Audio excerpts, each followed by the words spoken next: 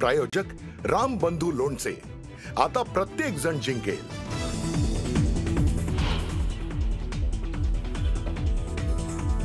आशिष शेलारांनी फडणवीसांना पप्पू ठरवलंय, त्याचं अभिनंदन आणि त्यांच्या धाडसाचं कौतुक। शेलारांनी केलेल्या आरोपांचा उद्धव ठाकरेंकडून घणाघाती समाचार।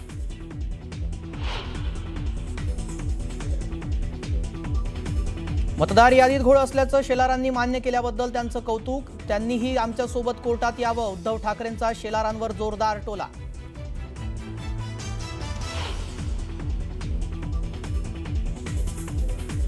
राज ठाकरेंनी वोट जिहाद करू नये, मत मिळवण्यासाठी एवढ्या खालच्या थराला जाऊ नका। भाजपाच्या आशिष शेलारांचा राज ठाकरेंवर घणाघाती आरोप।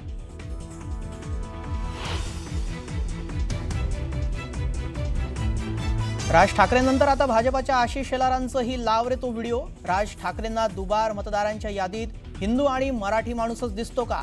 शेलारांचा थेट सवाल।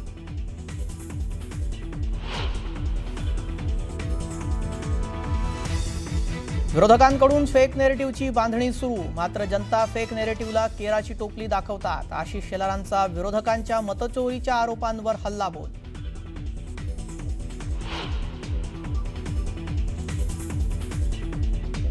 फलटणमध्ये गेल्या 2 तासापासून सुषमा अंधारेंचा फलटण पोलीस स्टेशन समोर ठिया। इकला तुम्हारा धमाका हमारा, इलाका तुम्हारा धमाका हमारा म्हणत रणजित सिंह निंबाळकर यांना सुषमा अंधारेंचं थेट आव्हान।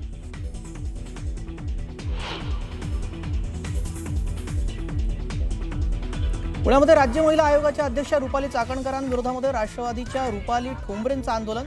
भर रस्त्यात पोस्टर लावत चाकणकरांवर ठोंबरेंची जहरी टीका।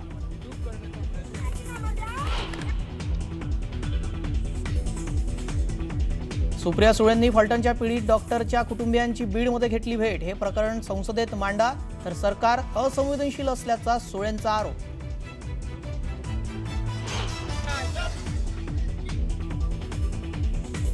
छत्रपती संभाजीनगरमधील घाटी रुग्णालयात डॉक्टरांचं काम बंद आंदोलन। फलटणमधील पीडित महिला डॉक्टर प्रकरणी न्याय देण्याच्या मागणीसाठी डॉक्टर आक्रमक।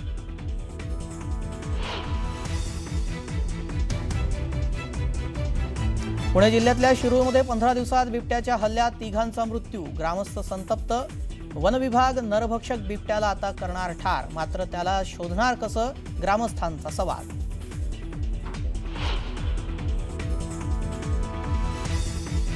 आणि तेलंगणात हैदराबाद विजापूर राष्ट्रीय महामार्गावर एसटी बसचा भीषण अपघात।